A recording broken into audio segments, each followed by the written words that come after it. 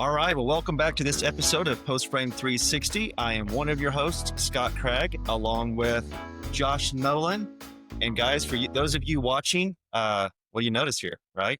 I got Josh in studio live with the new glasses, and I'm not trying to outdo him. I just went to read a book this morning, and I was like, I can't see this. So Josh, man, it's so good to have you here at Burrows. For those of you who don't know, Josh basically manages sales out of the Houston location. And so, it's nice to have him here today. And so I think we're going to have some good content that you're going to enjoy, and hopefully you can apply it within your business. So Yeah, no, I'm excited to be here, and this is fun to do this in person. It's different, right? We've got the mood lighting here. Everything's all set to bring you all some good content today. So, the reason I came here is, I'm bringing on a new sales rep. So he's going to be our outside sales rep, and he's going to be covering the northern region for us. And I'm so excited to bring Sean on. So by the time you hear this podcast, his picture should be on the website. That's right. Yeah. There we go. But it was, I came in for that. But then yesterday we had our monthly company meeting, and we haven't really talked about that on the podcast. But for our listeners, once a month, we shut everything down. We bring everybody in for lunch. We grill out, we cook, we have food, just enjoy that time together. And then the leadership team takes time to share how our last month was. Right. So the good and the bad, right? The good and the bad. Yeah. So we talked about August, and that's just something we do as employee owners. It's smart to have that transparency with everyone so they understand why we're making decisions that we make in the business. So, we had that meeting. One of the things that stood out to me yesterday, it was like, oh, wow, we're actually, as of yesterday, 338 days without a recordable accident. Right. Which is almost I don't want to jinx this, but we're less than a month away from a full year. And it's just such a big deal. And so as Scott and I were talking about that yesterday, we thought, hey, maybe we should podcast about safety. Right. Yeah. And you may be listening and think 338 days, like, okay, that doesn't seem like a long time. But think about it from this perspective. Whenever I'm going to shoot from the hip, we've got about 50 employees around Burrows. And so, we're producing trusses, we're cutting metal, producing trim. There's a lot of opportunities for accidents, right? And so to go 338 days, we've had to put a lot of work into that. And it is a big deal for us because I think previously the longest we'd gone was like 80 days, right? Because you got a lot of people, you got a lot of moving pieces, and you may not think about the importance of safety, but safety is really, really important. So that's what we're going to bring to you today. Some of what we do, some things for you to think through, and then some resources. So funny story I got to share real quick. Yeah. And we're probably going to go long today, but if we do, we do. We'll do. I'll apologize later. But yet towards the end of the shift yesterday, I was actually out looking at a load for one of our clients, just doing a quality check on the loaded material. And I had brought the president of our company, Jeff, out so we could talk about a few things that I saw on the load. And during that time, I decided I was going to climb up on the truck because I was counting something. And I climbed up there, and I'm thinking, okay, now I'm going to jump down. And if I slip and hurt myself, I think Jeff is going to literally drive his car around, put me in, pretend I wasn't even here today. But safety, we do take safety very seriously here. I've been around a lot of job sites in my past life, and I know you have as well. And in the post frame industry, sorry to say, a bulk of the industry doesn't take safety near as seriously as they should. It's one of those things you're like, until something happens, you're not going to do anything about it. But when that something happens, how serious is that going to be? Is that going to shut your business down? Is that going to, is one of your employees going to be hurt or worse, killed? That has happened and it will happen. Right. So we've got to take it seriously. Last year at the NFBA, we were awarded a silver award for safety. Mm. And with that, it was a rigorous application process that went through the attorneys for the NFPA. Right. They look at your safety policy, and they even come out and walk your grounds and ask you questions, and then as these attorneys rate you, and then you're awarded. It's a really big deal. But in that, and talking about the NFPA and safety, Scott, is, we have to ask our customers, right? Do they have a safety plan? Right. Do they have a safety process? Do they have safety anything? Mm-hmm. So, well, and I think that's when we start talking about this, and maybe you're listening, going, okay, that sounds cool for Burrows. I've never really thought about what you guys do there, but a safety plan for your job site. So I'm going to run through some things, and again, go back and listen to this, because if you're driving right now and you're listening, you're like, oh, okay, hey, that sounds cool. First thing, when you get a contract, you get a job site, do you know where the closest urgent care is to that job site? Someone gets hurt, they need medical care, and you don't know which way to go. They're sitting there bleeding or they're hurting, and you're getting your phone out and you're trying to find where's the closest urgent care. Oh crap, I don't have Wi-Fi. Oh, I don't have cell signal. mm-hmm, So mm-hmm. simple thing, right? Where is the closest urgent care to your job site? Next one, where's the closest hospital? Because urgent care, sprains, strains, cuts, minor emergency care, that's urgent care. You got a fall, you got a compound fracture, you're going straight to the ER. Mm-hmm. Where's the closest hospital? I've actually had that happen to me on a job site before. Mm-hmm. Climbing up a ladder. It was rained the night before, so the site was kind of muddy. Kicked a ladder up. First of all, don't kick a ladder up over a garage door opening. That's stupid. Right. But I was probably 22 years old at the time. But putting that 3-foot sheet of metal above a garage door, and the ladder slipped, and I wasn't tied to anything, so I go flying back. I have to try to put my arms down, and when I did that, I dropped the metal, and it took a huge chunk of skin out of my right leg. Right, and the only thing you could see was my shin bone and a huge gash. No fun. Yeah, no fun. Taking your sweaty, dirty T-shirt off, wrapping it up, sticking your leg out the window of the crew truck, trying to find the closest hospital. Yeah. And so it's not a good situation, right? And you may have never thought about this, so that's why we're bringing this to you. The other one, power lines.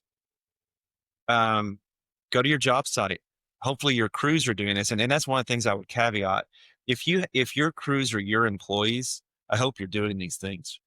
If you are subcontracting a crew out, and you never go to the job site, I really hope, and we're going to talk about this a little bit, you understand your liability, because you have to know what's going on around that job site. So power lines, are they clearly marked?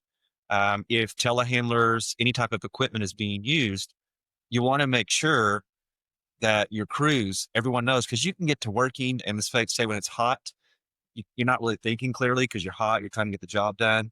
You pick up an extension ladder and bam, hit a power line. It's not going to end well, right? So power lines. The other ones, utilities. You guys, I don't know that you can actually build without getting, utilities marked. Get someone out there to mark utilities. But you also probably know this, utility companies are only going to mark up to the meter. Everything beyond the meter is the landowner's responsibility. And I made this mistake. I mean, it was it freaked me out, because I signed a contract on a job, and I was actually in Illinois at a training. Yes, I said Illinois, at a training, and it hit me out of nowhere. I didn't think to ask if they were on an aerobic system or a septic system. Mm-hmm. I don't know where the tank is at. Oh my gosh. Like, I broke out in a sweat. I ran, I called my customer. Thankfully, they're like, oh, we're on aerobic. It's in the front yard. But where are the septic tanks? Where are the lateral lines? Trip hazards. This is a big one. Trip hazards. That's one of the things we've talked about, Josh, on GRK fasteners. We got into that a little bit. You got all these air hoses laying around, extension cords laying around. That can be a big deal. And your crew also probably gets going and not thinking about the importance of a clean job site. Taking time throughout the day to pick up after yourself. Don't leave scrap lumber laying around, pieces of cut metal laying around, hoses up in the telehandler. That is an accident waiting to happen. And a trip may not be that serious. It may just trip and fall. Oh, get back up and go. But what if you're carrying something sharp or, an impalement? Yeah, absolutely. Yeah. And that is one of the other ones, impalement hazards. Are you paying attention to the job site? So if you're doing a shop and it's got plumbing or electricity coming in, and you've got crew putting on, trusses, and they're up there putting on purlins, and someone falls. Well, first of all, the fall's bad enough. But what if they fall on a 1-inch PVC line? What if they fall on the conduit sticking up out? What if there's some rebar because there's going to be something done later? Right. That's an impalement hazard, right? So you think about this one, you don't want anyone to get hurt. Number two, what is the cost to you just by that person not being able to show up to work? So now you're behind. Number three, hopefully you've got workers' compensation, general liability. Hopefully you're taking care of your employees like that. But if you're not, it's going to catch up with you, right? And then that other part, if you're subcontracting crews, I don't know this for a fact, but I guarantee you may say, well, hey, I just subcontract them. They just showed up to build. I have nothing to do with that. You might want to check into that a little further, because if you subcontract a crew and that subcontractor does not have his employees covered, no general liability, someone's coming after you, right? So you really got to understand what's going on here. So safety is not something that you can just, you got to take this seriously. Absolutely. I can't emphasize that enough. So the next piece, safety equipment. Do you have safety equipment on your truck, on your crew trucks? And this is as simple as this. Do you have a first aid kit? Do you have a tourniquet? Okay. Cause you can go to the store like, oh, I'll just go to Walmart, buy a first aid kit. Go to Walmart, buy a first aid kit. It's not going to have a tourniquet. 9 times out of 10, it doesn't have a tourniquet. If you've got a major cut, a major laceration, and you've got bleeding, got to get the bleeding stopped. Like Josh said, yeah, you can take off a sweated t-shirt or pull off your belt. Anything works. But let me just tell you, if you've got a tourniquet, it makes it a whole lot easier. Here's the other thing.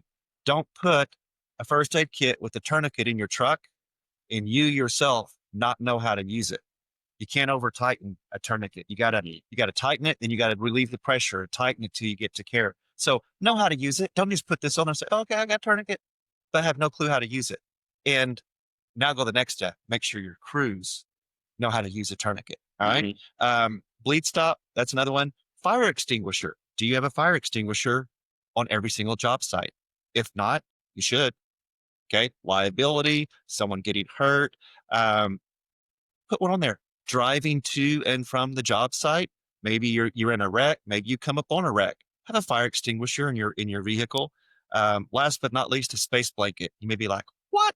You know what it is. You go to Walmart and you see it. It's like it looks like aluminum foil. A lot of times, if you've got a major injury, you've got bleeding, a patient can go into shock. You got to keep the body warm. So something as simple as a space blanket is key. So again, you may have never thought about these things. Yeah. And hopefully that's what keeps you coming back to listening to the podcast is we don't want to sit here and talk about, ooh, cool products and ooh, Burrows. We want to talk about things that help you be profitable, help you stay efficient, and keep you and your company viable and safe by covering things like this. Yeah. Another important thing for that first aid kit is the eye wash. Yes. Which also leads me to think about PPE like safety glasses, hard hats, basic things you should have for your employees. 100%. And how you choose to enforce them is also your decision as the company owner. So, right. I think it should be taken seriously. I think any work done overhead, they should be wearing a hard hat, in my opinion. So, and safety glasses are a must, especially if you're cutting or nailing or hammering or anything like that. Yeah. So, and especially like the hard hat, because think about it, you generally have a crew on the ground hanging stuff up. Even if it's a 2x4x8, that coming from 10 feet up and hitting someone on the head, believe it or not, it can kill them. And we're not trying to make this sensational, but we're certainly trying to drive home the point. Don't overlook this stuff, guys. And again, I don't want you to also listen to this and go, well, hey, I just subcontract out all my crews. Okay, well, guess what? You're paying someone money to do a job for your customer. And that's something else. Like, I don't want this to come across like I'm pointing at you and preaching at you, but I take this really, really seriously. Like, I don't want to get hurt. The last thing I want to do is have anyone here, because we're employee owners. Mm-hmm. I don't want us to overlook the safety of our employee owners and someone gets hurt here. And guess what? Someone in this company is going to have to call their spouse, their parents, and say, hey, I'm so sorry. You don't want to make that phone call whenever you could have done something to prevent an injury. So harnesses. Yeah. Harnesses. Definitely have harnesses in the truck. Yeah. Definitely have harnesses. The other thing, related to that is, well, if you have a harness, that's one thing, right? Mm-hmm. If you're elevated or you're on the roof or you're running purlins or whatever, but what are you hooking to? So that also needs to be on the truck, unless there are products out there. One of them that comes to mind to me is Ridgeline safety systems. They've got a Ridgeline anchor. Yeah. And you literally take they ship them flat. You take them, you bend them to the pitch on the ground by hand. It's fairly easy. And then you screw them right to the truss, right? Not every truss, because you only need one every 15 or 20 feet. Mm-hmm. So, put it on, attach it to the truss, you lift the truss in place. Now that anchor is up there, right? You can hook to it. You could hook your rope to it before you set the truss if it's the first time you're getting up there, and then bring the rope up with you, hook it on. You're good to go. And the other cool thing that I really like about those brackets, so you're putting them on the ground, but you leave them there forever. Okay. So you run your purlins, and if a lot of our clients run the purlin flat over the truss, mm-hmm. So the throat of that bracket is like 2.5 inches. Right. So 1.5 inches, your purlin goes right up under it. And then your sheet metal goes on top of your purlin. Mm-hmm. And then your ridge cap goes over the top of the bracket, and only one little tab sticks out, the ridge cap. Awesome. You can't even hardly see them from the ground. But now what you've done is you've provided a tie-off point for your employees, but you've also given your client a tie-off point for the life of the structure. So mm-hmm. if, you got to get up there and do some maintenance, or you might have a leak down the road. You might decide to put internet on top of your building or solar. Right. Anybody who gets on that roof now as the homeowner, you can tell them, hey, I've got anchors up there, mm-hmm. and I want you to tie off to them. Yeah. That is so good. And there's two things I think about that, as you were talking, Josh. Number one, you may say, well, how much is that going to cost? Oh. So how much do those things cost?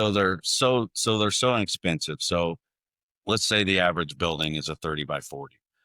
You're putting 2 of them on a 30 by 40. Okay. You're going to pay probably about $60 at max each for those. Okay. Now, wait, you're not paying for them. You're going to put it in the job. So now your next thought is $120 on a $30,000 building. Seriously? Yeah. But your thought might be, but I'm trying to be competitive. Like, I'm trying to stay competitive here, right? Josh is right. $120. Put your markup in there. You pass it along to the customer, but don't hide it. Tell them, hey, look, something that I do. We've talked about this, guys, competitive distinction. People are going to pay for value. If you can explain why you're doing what you're doing, it has value. And here's the other thing, and I didn't experience this, but the company that I worked for did. Had a crew member who did not tie off. Everything was there to tie off, didn't tie off. Fell, landed on his back on the slat. The homeowner was there, saw it happen. Do you think every time they go out in that building that they built because they wanted to enjoy, they're not going to think about that guy that fell? Mm-hmm. Again, I'm not trying to be sensational here, but I'm 100% trying to drive home what we're talking about here. Guy cuts his arm open, bleeds all over the brand new concrete. It's not easy to get blood out of concrete, mm-hmm. right? So your customer, regardless of if you have a subcontracted crew or not, that customer's relationship is with you. If they have an injury on their property, on their building, that's going to pretty much forever be ingrained. So letting them know, hey, I put Ridgeline fasteners on everything. That way my crews can tie off, safety first. That's $200 I've added to the job for that. Be honest with them. And guess what? Your husband, when he has to get up on the roof later, has something to tie off on. Yeah, exactly. Right? So just think about this. Huge selling point. It is. And it is your commitment to a job well done and to your crew. Think about yourself as a consumer. You're going to buy a building. You're sitting there in the morning drinking coffee, watching the crew go up, and you're like, holy crap, what if they fall? You're going to think about these things as a consumer. So are your customers. So this is really, really important stuff, right? It is. It's so important that I know we're in negotiation right now with that vendor, Ridgeline Anchors, to bring in a couple pallets of those on a trial basis. So we would even be able to ship those out for our clients on Right. our truck. Right. So, hey, if you're listening to this and you're interested in that, please reach out to me personally. I'd love to hear about it. Yeah, 100%, 100%. So I touched on this a little bit. We'll go through this, but here's the thing. Do you have workers' compensation for your employees? If you don't, if you don't have workers' comp on your employees, then you're either 1099 them or you're skirting the system. Don't do that. Okay. Just don't do that. If you are 1099 them, I think you still need to have that person with the 1099 should be providing you with a copy of their workman's comp. Yes, that they are paying taxes appropriately. Yeah. Yes. Yeah. Just to clarify that. Yeah, but you may have someone who's like, oh, I'm 1099 and they're pocketing the cash and they're not reporting it, right? Don't get caught off guard, guys. It's not worth saving a few bucks to not report or to get cheap labor. It's going to bite you in the butt. You may think, well, I'm making profit now. You know that profit can be gone that quick by overlooking these things. It is just not worth it, right? Do you have general liability? If you're subcontracting to someone else to go build your building, does that subcontractor have general liability? It will come back on you. All right. If someone gets hurt, if they don't have the means to cover medical bills, they're looking for someone to sue. And what I recommend for you guys, and I've been in your shoes, is to have a process in which I'm probably ideally once a month, right? Because a insurance policy can lapse, but definitely like once every 3 months. If you've got 5 subcontractors working for you, is somebody in your business that verify it. Yes. So make sure it's up to date. Make sure they're taking care of it, and if it lapses or they switch carriers, make sure you get that new policy. Right. 100%. And I know, again, I've shared with you guys, I had my own construction company. I was a single dad. I was raising kids. I know how busy things can be. You know what? Use your phone. Okay. I would use my phone and I had reminders. So every month I had to pay my Lowe's bill. Well, you would think, well, it's every 30 days you pay it. Well, sometimes 30 days can feel like 2 and you're like, crap, where did the month go? Right. So I had a reminder, pay your Lowe's bill. Something else I had is, 30 days before I needed to renew my general liability policy, I had a thing in there, renew general liability policy. So I know what it's like to be busy. Use your calendar and set reminders. So if you have subcontractors, like Josh just said, set a reminder to check on my policy. It's due. So they say, hey, here it is. It's good for a year. It expires January 1 of 2026. Well, I'm going to set a reminder, not 30 days prior to, because remember holiday seasons, right? I'm going to probably check in November before the holiday season starts to make sure everything's in place, because if it's going to lapse, I don't want to wait through the holidays and I'm trying to build. You got to think like a business owner. And I'm sure you guys do, but I also know what it's like when you get to going and then some of these things that feel like minutia and details get overlooked. So set some reminders to keep your business in a safe place. So all of these things that we've been talking about really leads up to asking the question, what's your safety policy? Do you have a safety policy? You should have. And, safety policies, you could spend thousands, maybe tens of thousands with attorneys and putting it together and protecting yourself and protecting your business.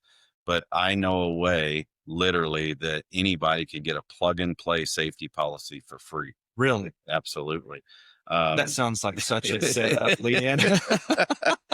It is, because I wanted to lead into this because, earlier we talked about the NFBA, the National Frame Builders Association. 100%. And everybody, if you're listening and you know me, you probably know that I'm the vice president of the NFBA here a year and a half or so, I'll be the president. So I take it very seriously because it's our industry. If you're listening to this, you probably build post frame buildings. Right. If you build post frame buildings, you should be a part of the association. It represents our industry. We bring in education and resources for the industry, how to grow the industry. Well, one of the things that they invested in a few years ago was a safety policy. Okay. And it started out as this, it was really built. This whole safety program was built by attorneys. I mean, it took like over a year to put this thing together, and the NFPA was actually going to sell it, make it available for sale. Yeah. Can I interrupt you? Yeah, go ahead. Because I'm thinking right now, if you're listening, your mind might be drifting to, okay, he just said attorneys. Mhm. I probably can't afford this. That sounds like it's really expensive. It's another benefit of the NFPA. Okay. Tell me You more. get 30 minutes a month with the NFPA's attorney's office. Okay. So you've got legal concerns, or you had this happen, or this is coming up. You can literally pick up the phone, call Allman and Associates, their attorneys, and you can schedule your 30-minute free consultation. Now, let me tell you something.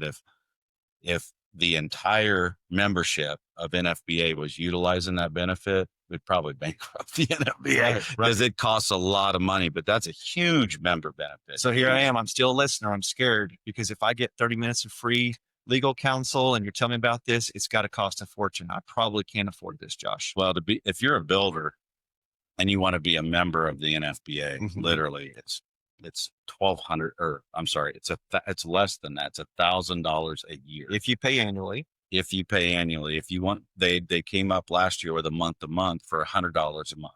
All right. It was $1,200 a year. So $100 a month. yeah. So you may be sitting there going, oh man, $1,200. Couple things. One, this is a tax write-off. Okay. You're gonna claim this on your taxes, right? So this is a benefit, it's a membership benefit. But it's like Josh just said, we're sitting here talking about safety. You may be sitting there going, guys, this sounds great. And I get what you're saying. I've taken some notes, but man, a safety plan, I don't know. I'm too busy. Well, hey, if I can lean on the NFBA and they've got some things in places, some examples, don't reinvent the wheel. Right. And it doesn't even cost anymore. The decision was made by the board last year to offer it free to member. If you're a member, it's literally a plug and play safety policy. So that in and of itself, guys, is worth your membership. Oh my God. Yeah. Easily worth it. Yeah. But you can literally take that, put all of your business information in, and adopt that policy. That's awesome. It's fantastic. Yeah. And then to connect the dots, right? So I've talked a little bit about, hey, you can write this off on your taxes. Go back even further to begin this conversation. Can you put a dollar amount to the way you would feel if you have to notify one of your employees, family members, that they've been injured? You can't quantify that monetarily, but the freedom, just the freedom to know that I have done everything I can as an employer to protect my employees, I can sleep at night. So again, we're not trying to sell NFBA to you, right? No. There's no monetary benefit to us doing this, but there is a monetary benefit to you by taking part of something like NFBA, because they're committed to the post-frame construction industry, not their profitability. These are people like Josh. That Josh could just volunteer. Yeah. Josh could just work for Burrows and take a paycheck, right? Why does he do NFBA? Because he cares about the industry. He cares about you, and I do too, right? And so that's one of the reasons why we do the podcast. We don't get paid to do the podcast. We just said, hey, we want to do more than just show up to work, sell products, take phone calls, lock the doors, and say, see you tomorrow. I care more about this space than that, right? So not to get off on a tangent, but this, I just don't want you to get the idea that, oh, they're trying to promote it. We make nothing monetarily from this. No, it actually costs Burrows money because they pay for me. Right. Well, they pay for me to fly to go to meetings. They pay for all the time I spend when I'm not working on Burrows activities of, preparing for a board meeting and moving the industry forward. So they do invest in that. Yeah. So it's Burrows' investment in you. Yeah. Just like we're asking you to consider being a member of the NFBA, you're investing in something of tremendous value. Yeah, that actually values the builder themselves, not necessarily the industry. At that 100%. point, right? So Yeah. I think it's where are we at here? over 30 Yeah. minutes now. Yeah. So We got to better bring it be to a wrapping close. this up here. Yeah. So, Any last notes? well, I would say go back and listen to this. There's a lot of meat and potatoes in here, if you will. And, feel free to reach out to me or Josh. I think we've always said we're here to help, right? Mhm. Don't be afraid to reach out. And maybe to get some of you guys in the habit of doing that. Josh and I talked this morning. So here's what we'd like to do. Safety is important. We're committed to that. So if you will email me, either one, do you have a safety plan in place that you use? If you will detail that for me, and when I say detail, I'm not talking like 3 pages. Tell me what you do for your company from a safety plan standpoint. Tell me if you have general liability and send that to me. Say, hey, Scott, I'm with company XYZ. I have 2 crews. We tie off. We always mark utilities. We put buckets over rough ends and stub ups. Tell me that, right? Send that to me. One, I would just love to congratulate you for a job well done. And then we are going to pick 3. Okay. So we're going to pick 3 of those reports and we're going to send you some post Frame 360 swag. All right. So we're kind of doing some rebranding. It won't look like this one, but we're going to send you some swag. And the reason why we want to do that, there's a couple of reasons why we want to do that. One is thank you. Thank you for being a business owner that cares about your employees. Now, if you're someone who says, well, I don't have to safety plan, so you say I don't care about my people, it's not what I'm saying. What I'm saying is if you don't have a safety plan, maybe it's something you never thought about. And hopefully you're listening to this and going, you know what, Scott, that's really, really important. That's right. I should do that. Difference. And here's the thing. Email me and say, Scott, man, appreciate what you and Josh talked about. I don't have a safety plan, but I'm going to have one. And here's my outline on what I plan to do.